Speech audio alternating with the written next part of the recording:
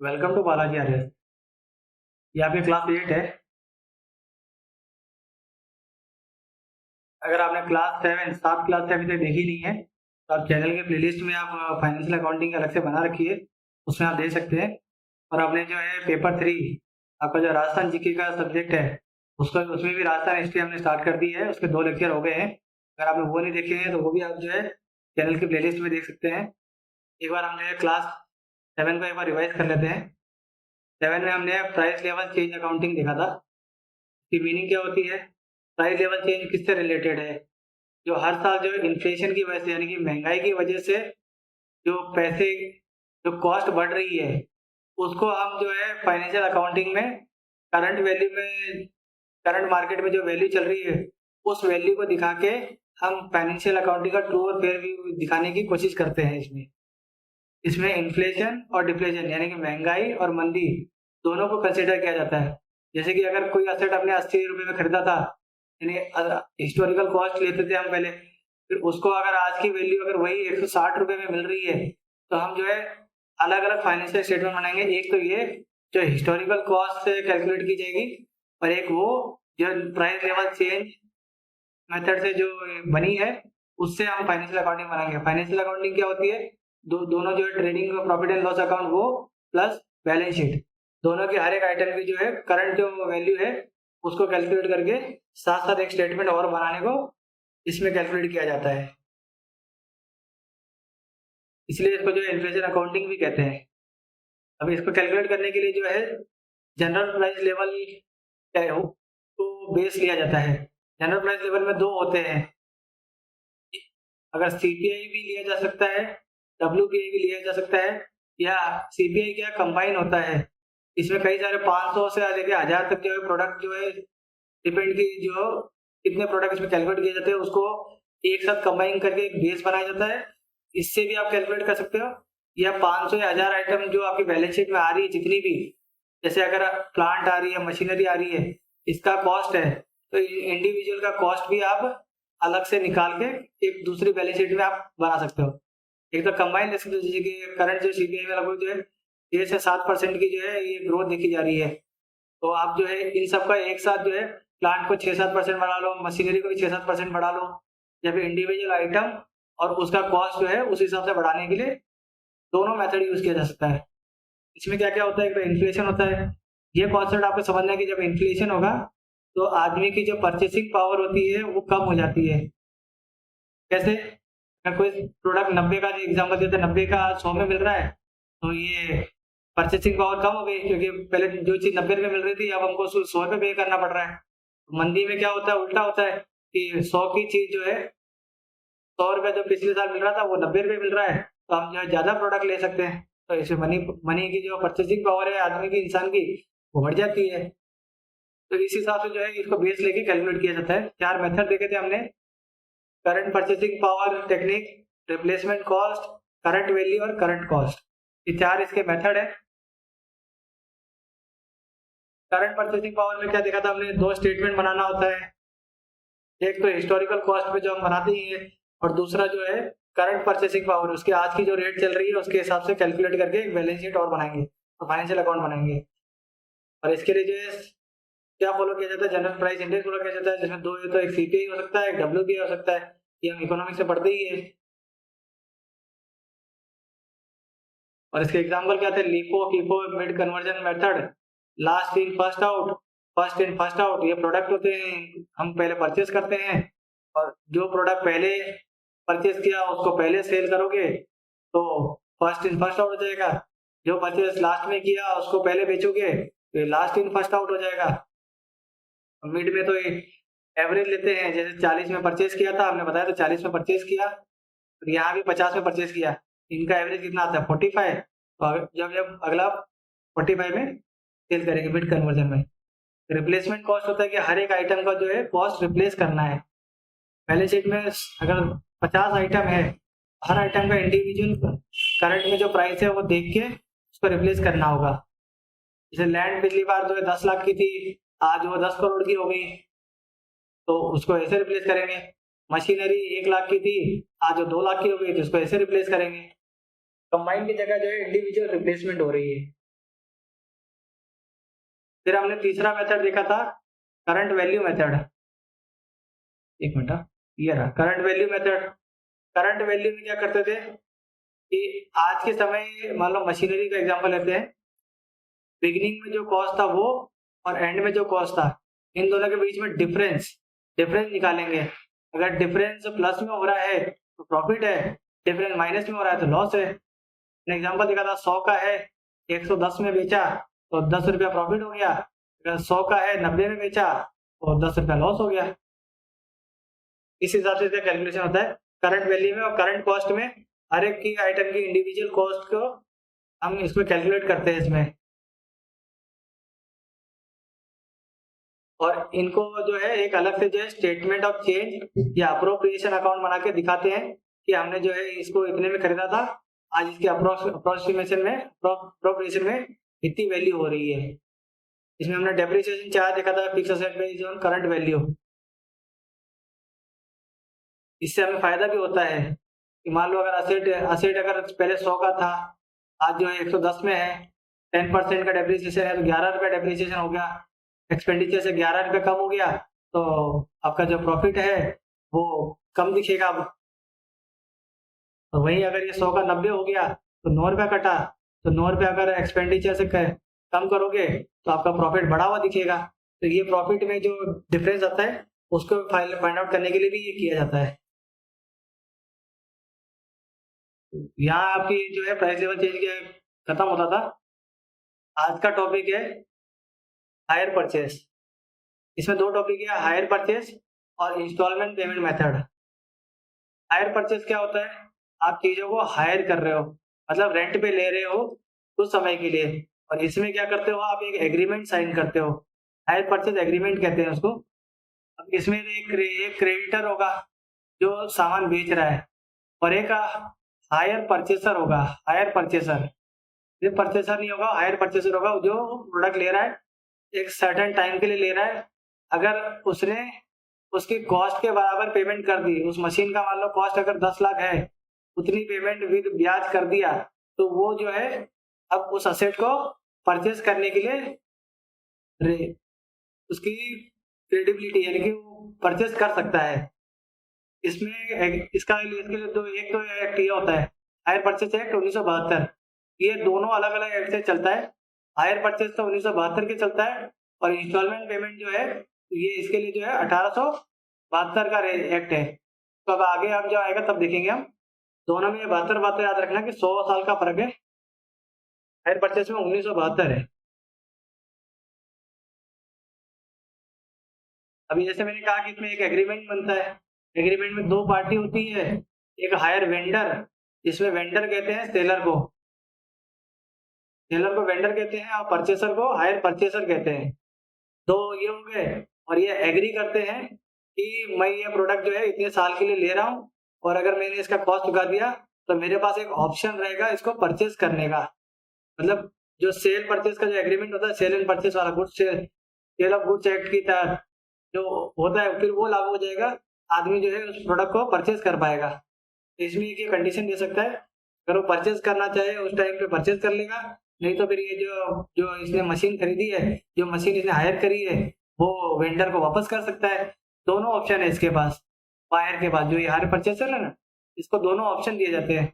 यही डिफरेंस है इसमें हायर परचेसर में और इंस्टॉलमेंट पेमेंट में। इंस्टॉलमेंट हायर में तो हम जो रिटर्न कर सकते हैं और उसको परचेज भी कर सकते हैं, और इंस्टॉलमेंट में उसको एज अ परचेज ही माना जाता है। तो आगे और अच्छे से समझेंगे हम। अब इसमें कुछ टर्म यूज की जाती है। एक तो कैश प्राइस, जितने का वो मशीन है वो होगा उसका कैश प्राइस, और एक होता है hire price, hire purchase price. Hire purchase price क्या होता है, कैश प्राइस प्लस जो वो इंटरेस्ट भरेगा, ये दोनों को जब मिलाएंगे तब ये हायर परचेज प्राइस बनती है। एक इंटरेस्ट में इंटरेस्ट हो गया, एक डाउन पेमेंट होता है, जो पहली बार वो पेमेंट करता है ना, मान लो कि 10% वो दे रहा है या 20% दे रहा है कि मैं इतना दे रहा हूँ, बाकी का जो है मैं इंस्टॉलमेंट में दे दूंगा, तो डाउन पेमेंट हो गया वो। फिर आगे जो पेमेंट करेगा वो इंस्टॉलमेंट हो जाएगी, फर्स्ट इंस्टॉलमेंट, सेकंड इंस्टॉलमेंट, ऐसे करते हुए देते जाएगा जब तक उसको प्रोडक्ट यूज करना है, या फिर जब तक वो कैश प्राइस को पूरा सेटल नहीं कर देता तब तक। एक हायरर होता है, एक हायर वेंडर होता है। हायरर जो हायर करता है यानी कि परचेसर, ये परचेसर होता है, और एक हायर वेंडर होता है जो सेलर होता है। अब इस हायर परचेज की जो है हम फीचर देख लेते हैं।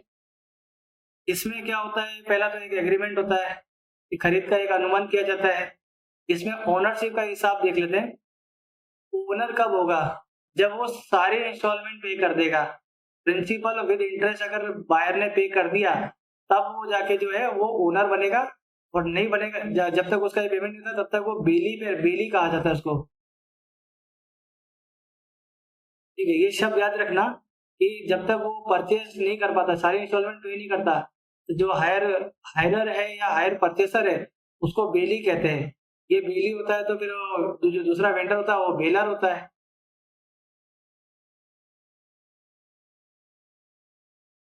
बेलर यानी कि सेलर, सेलर बेलर ऐसे याद कर लो। फिर इसमें एक चीज और होती है, जब अब उसने जब तक इंस्टॉलमेंट पेमेंट नहीं किया, सब कुछ नहीं हुआ, इसका मतलब कि परचेस वाली डील तो क्लोज हुई ही नहीं है। अभी तक उसने सिर्फ हायर पे ही काम किया है, वो रेंट भी कर रहा है। तो ऐसी चीज में क्या होता है कि इस केस में अगर वो टूट फूट होती है कोई भी, उसमें कुछ भी डैमेज होता है, कुछ भी लॉस होता है, तो वो जो सेलर है ये उसकी उसकी लाइबिलिटी होती है, सेलर की लाइबिलिटी होती है। ये चीज ना ऑब्जेक्टिव में पूछा जाता है कि हायर परचेस में किसकी लाइबिलिटी होती है ऐसे केस में। तो ये एक इंपॉर्टेंट पॉइंट रहेगा आपके लिए। अगर हायर परचेसर अपने सारे कोई भी एक इंस्टॉलमेंट पेमेंट बंद कर देता है, बीच में उसने पेमेंट नहीं किया, तो अब इस केस में क्या होता है कि जो वेंडर है, जो सेलर है, वो रीप्रोसेस करेगा, मतलब उस असेट को अब वापस जब्ती कर लेगा कि तुमने पेमेंट नहीं करी, तुमने इंस्टॉलमेंट नहीं करी, अब ये असेट मुझे वापस दे दो। ठीक है, या तो ये कर लेगा, और अगर वो आगे फिर इसके ऊपर जो है हायर चार्जेस भी लगाएगा कि वो इंटरेस्ट और जो डिफॉल्ट किया है ना इसने पेमेंट, अभी इसने डिफॉल्ट कर दिया, पेमेंट नहीं किया, तो इसमें एक हायर चार्जेस और जोड़ देगा कि ये पेमेंट करेगा तो ही मैं आपको ये गुड्स वापस करूंगा, आप यूज कर सकते हो, फिर इंस्टॉलमेंट वापस जैसी जो आपकी है वो कंटिन्यू रहेगी, और आपको जब ये हायर चार्जेस भी देना पड़ेगा। ये तो हो गया कि पेमेंट नहीं किया, तो मान लो पेमेंट कर रहा है धीरे धीरे, उसे लग रहा है कि अभी ये असेट, ये जो मशीन है, अभी बायर को लग रहा है कि ये मशीन अब मेरे काम की नहीं है, इसमें जो है मुझे नुकसान ही हो रहा है, तो बायर जो है ये गुड्स रिटर्न भी कर सकता है, क्योंकि इसमें सेल और परचेज तो हुआ ही नहीं, इसमें तो वो सिर्फ हायर कर रहा है, रेंट पे ले रहा है, तो वो रेंट पे चीज ली हुई चीज वापस भी कर सकते हो आप। तो उसको जब उसको ठीक लगेगा तब वो रिटर्न कर देगा, और उससे अपडेटेड अगर मशीन आएगी फिर वो हायर कर लेगा या वो परचेज कर लेगा, पेमेंट आ जाएगा जैसे उस हिसाब से। और इसमें एक चीज और होती है कि बायर जो है ना, यानी इसमें जो हायर परचेसर है, वो उस गुड्स को थर्ड पार्टी को सेल नहीं कर सकता। थर्ड पार्टी को क्या है कि मैं, मेरा कॉस्ट जो है इससे निकल नहीं रहा, मैं इस बंदे को तीसरे बंदे को भेज देता हूँ, और इसका जो प्रॉफिट आएगा उसमें से आधा तो मैं जो है इसको सेलर को देके पेमेंट कर लूंगा, बाकी मैं रख लूंगा। ऐसा नहीं कर सकता। अगर ऐसा करता है तो थर्ड पार्टी की भी जो है ना क्रेडिबिलिटी, या उस असेट के ऊपर जो दावा है वो खत्म हो जाएगा इस एक्ट के तहत, हायर परचेज एक्ट 1972 के तहत। थर्ड पर्सन को जो है वो असेट की ओनरशिप ट्रांसफर नहीं हो सकती। अब एग्रीमेंट खत्म होने का अगर वो चाहे तो एग्रीमेंट खत्म कर सकता है, उसको अगर वो गुड्स नहीं चाहिए तो उस केस में क्या करेगा, पहले तो जो है हायर परचेसर, जो परचेसर बायर है जो ले रहा है, हायरर ले रहा है, जो बेली ले रहा है गुड्स, वो क्या करेगा, 14 दिन का नोटिस देगा कि मैं ये गुड्स नहीं रखना चाहता, ये मैं आपको रिटर्न कर रहा हूँ। बोले ठीक है। फिर उसके बाद जो है जो सेलर है वो उस पर एडिशनल चार्ज लगा सकता है कि तुम 14 दिन में ऐसे मुझे गुड्स रिटर्न कर रहे हो, इसको मेरे को बेचने में जो है और टाइम लगेगा, उसमें जो मेरा इतने टाइम का जो मुझे लॉस हो रहा है, ये काम करो सर्टेन परसेंटेज जो है मुझे एडिशनल चार्जेस दे दो और आप रिटर्न कर सकते हो। तो एडिशनल चार्जेस लग सकता है, लगाएगा। पर इससे छूट कब मिलेगी, इससे छूट कब मिलेगी, कब ये नहीं देना होगा, जब जो हायरर है उसने कॉस्ट प्राइस का 50% से ज्यादा जो है उसने पेमेंट कर दिया हो। यानी वो असेट अगर 2 लाख की है, 2 लाख में से अगर उसने 1 लाख और प्लस इंटरेस्ट, वैसे इंटरेस्ट का मतलब नहीं है, 1 लाख अगर उसने पेमेंट कर दिया है, 1 लाख 1,000 क्योंकि 50% मोर देन है, तो ये अगर पेमेंट कर देता है तो उसे एडिशनल चार्ज देने की भी जरूरत नहीं है, वो सीधा सीधा ट्रांसफर कर देगा और वहीं पे वो एग्रीमेंट खत्म हो जाएगा, और 14 दिन का उसको नोटिस देना जरूरी है। अब इसमें जो है गुड्स जो डिलीवर कौन करेगा, जिसने जो बायर है वही जो है ओनर को गुड्स ट्रांसफर करने का जो भी खर्चा वर्चा होगा वो सब उठाएगा, वो ट्रांसफर वही करेगा। और अगर कोई बकाया बनता है ओनर का, यानी कि जो जिसने बेचा है, जिसने हायर हायर परचेसर को जिसने सेल किया है, जिसने ट्रांसफर किया था, अगर कोई बकाया बचता है बायर की तरफ से, बायर बायर का अगर कुछ मान लो कोई ब्याज बच रहा हो, कोई मूल बच रहा हो, तो इसको ये ओनर जो है रिकवर कर सकता है इस केस में, तो पूरा पूरा अधिकार है रिकवरी का। अब मेथड कैलकुलेट कर लेते हैं इसको, हायर परचेज में कैलकुलेशन के मेथड कौन कौन से हैं। दो मेथड है, एक असेट अक्रूवल मेथड और एक credit purchase with interest method. दोनों में सिर्फ एक ही है कि ये अक्रूवल है, तो इसमें जो एक हम परचेस की एंट्री करते हैं ना शुरुआत में, कि जो गुड्स हमने जो एक बार ट्रांसफर किया या परचेस किया है, तो वो वाली एंट्री नहीं होती है।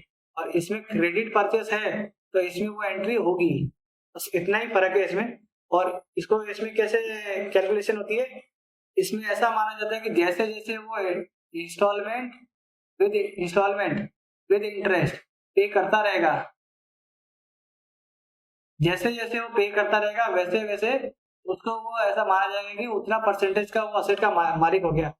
यानी उसने 10% पेमेंट कर दिया तो उसको 10% मालिक माना जाएगा। धीरे धीरे जैसे जैसे वो आगे बढ़ता जाएगा, जैसे वो 100% पेमेंट करेगा, ऐसा मानेंगे कि उसने फिर वो प्रोडक्ट जो है पूरा खरीद लिया है असेट अप्रूवल मेथड में। Asset deemed to be gradually acquired after cash price paid. जो कैश प्राइस पेमेंट हो रही है उसका जितना जितना परसेंटेज वो ट्रांसफर करता जाएगा, पेमेंट होता जाएगा, जैसे जैसे उसकी इंस्टॉलमेंट बढ़ती जाएगी वैसे वैसे वो असेट उसका होता जाएगा। इसकी एक जनरल एंट्री देख लेते हैं असेट अप्रूवल की। पहले तो असेट परचेज की एंट्री होगी नहीं, तो इसको तो छोड़ दो, ये सीधा वो हाथों हाथ जो है पहले डाउन पेमेंट करेगा। डाउन पेमेंट में asset account debit to bank account, bank से पैसा कट हो गया, असेट पे बढ़ गया, जितना इसमें बढ़ा है, इसमें जितना भी कैश प्राइस है, जितना भी इसने पेमेंट किया है, उतना परसेंटेज वो असेट का मालिक हो जाएगा। असेट उसको जो है ट्रांसफर की तरह माना जाएगा। फिर आगे वो इंस्टॉलमेंट ड्यू की एंट्री करेगा। असेट अकाउंट डेबिट, इसमें इंटरेस्ट लग रहा था, interest account debit to higher vendor account. फिर इंस्टॉलमेंट पेमेंट करेगा तो हायर वेंडर को पूरा पेमेंट कर दिया विद इंटरेस्ट हो गया। ये पहले इनके अकाउंट ओपन करेंगे, फिर इनको जो एक एक करके क्लोज करेंगे। फिर इस पे डेप्रिसिएशन और लगेगा, साल के एंड में पेमेंट करें तो depreciation account debit to asset. फिर इसके बाद जो ये डेप्रिसिएशन है और जो ये इंटरेस्ट अकाउंट के दो बने हैं, इनको क्लोज करने के लिए पीएनएल में ट्रांसफर करोगे, तो PNL account debit to interest to depreciation, ये दोनों अकाउंट क्लोज हो गए, पीएनएल में ट्रांसफर हो गया। अब परचेसर के अकाउंट में क्या एंट्री करोगे, सेलर के अकाउंट में, वेंडर के अकाउंट में क्या एंट्री होगी, वहां तो सेल की उसने ट्रांसफर किया तो सेल की एंट्री दिखाएगा, दिखाएगा कि कौन हायर परचेसर है, किनको उन्होंने गुड्स ट्रांसफर किया है, ताकि उसको जो इंस्टॉलमेंट और पेमेंट आती रहे वो उसके साइड में एंट्री करके आखिर में जो बैलेंस टैली हो जाएगा तो उसका हायर परचेसर का अकाउंट वो क्लोज करेगा उस हिसाब से। तो hire purchase account debit to sale, यहाँ पे सिर्फ वो कैश प्राइस करेगा, कैश प्राइस ही नोट करेगा इसमें, क्योंकि अब इसने सिर्फ कैश प्राइस ट्रांसफर किया है। फिर डाउन पेमेंट उसको जैसे रिसीव होगी तो bank account debit to hire purchase account, down payment आ गई। अब वो इसके ऊपर इंटरेस्ट लगाना स्टार्ट करेगा, interest due hire purchase account debit to interest account. Instalment receive होगी तो bank account debit to hire purchase, bank में पैसा आ गया हायर परचेसर से, और इसमें जो है इंटरेस्ट अकाउंट ऐड हो गया। अभी इंटरेस्ट अकाउंट जो आपने ओपन किया था यहाँ पे, ये वाली ड्यू वाली, अब इसको जो है पीएनएल में क्लोज कर देंगे। Interest account debit to PNL account, ये आपको पता ही है कि ये पीएनएल अगर ऊपर होगा तो इंटरेस्ट अकाउंट यहाँ पे बाय में है, बाय में एंट्री होगी, यहाँ पे इंटरेस्ट अकाउंट डेबिट इतना, इधर बाय में बाय इंटरेस्ट अकाउंट, तो ये इसका जो है इनकम है, यहाँ इसके हिसाब से ये क्लोज हो गई एंट्री।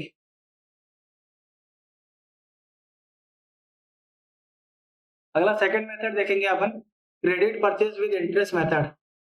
इसमें क्या होता है, जैसे ही असेट उसको हाथ में आ जाता है, ऐसा माना जाता है कि वही अब उसका ओनर है और उस हिसाब से ही अब एंट्री होगी।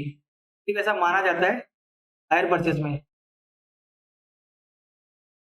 क्रेडिट परचेज किया ना, क्रेडिट उधार में लिया है इसने, इस तरह से। इसमें क्या एक एंट्री करेगा कि अब एसेट जो है उसको मिल ही गया है एक तरह से, हायर परचेज में उसको पोजीशन मिल ही गया है। तो अब जो पहली एंट्री है असेट की, वो एंट्री करेंगे asset account debit, to higher vendor account, asset आ गया, हायर वेंडर जो है हमारा क्रेडिटर बन गया, क्रेडिटर बन गया। अब एक एक करके जो है इसको पेमेंट करेंगे, डाउन पेमेंट करेंगे। तो asset account debit to bank, bank से पेमेंट कट गया और असेट में जो है उसका सेटलमेंट हो गया, असेट का उतना परसेंटेज अमाउंट सेटल हुआ। Interest included in instalment due, एक अभी इंटरेस्ट का ड्यू का पहले एंट्री करेंगे। Interest account debit to hire vendor, interest hire vendor को पे करना है, पेमेंट करेंगे। Hire vendor account debit to bank, bank से पैसा कम हो गया, हायर वेंडर को पेमेंट चला गया, तो यहाँ से अपना क्रेडिटर कम हो गया, हायर वेंडर अपना क्रेडिटर ही है। यहाँ से जैसे ये एंट्री करी है, इसका रिवर्स का ये करके जो है सेटलमेंट हो रहा है। अब एक डेप्रिसिएशन और चार्ज करेंगे, depreciation account debit to asset, दो अकाउंट बने हैं, असेट और डेप्रिसिएशन और इंटरेस्ट, तो इनको क्लोज करेंगे। Profit and loss account debit तो इंटरेस्ट और डेप्रिसिएशन, ऐसे 6 एंट्री करनी होती है और ऊपर वाले में 5 ही थी। वेंडर के अकाउंट में तो सेम ही रहेगा, सेम रहेगा, सेल की एंट्री करेगा, hire purchaser account debit to hire sales account, sale हो गई अपनी, डाउन पेमेंट रिसीव हुआ, बैंक अकाउंट, बैंक में पैसा है, account debit to hire purchaser. Interest की ड्यू की एंट्री करेंगे, hire purchaser account debit to interest, hire purchase को हमने इंटरेस्ट चार्ज कर दिया परचेसर को, फिर उसे इंस्टॉलमेंट रिसीव करेंगे। कैश बैंक में पैसा आया अकाउंट तो डेबिट कर दिया, और हायर परचेसर को जो है हमने, हायर परचेसर से आ गया उसको फिर रिड्यूस कर देंगे कि इतना पेमेंट आ गया है अपने पास।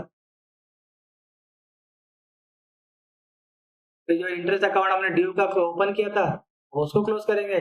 इंटरेस्ट अकाउंट डेबिट तो पीएनएल अकाउंट, वेंडर कभी भी डेप्रिसिएशन चार्ज नहीं करेगा, जो यूज कर रहा है वही डेप्रिसिएशन को चार्ज करने के लिए अथॉरिटी उसी के पास ही होगी, ये हमेशा याद रखना। इसलिए यहाँ पे सिर्फ इंटरेस्ट अकाउंट ही क्लोज होगा।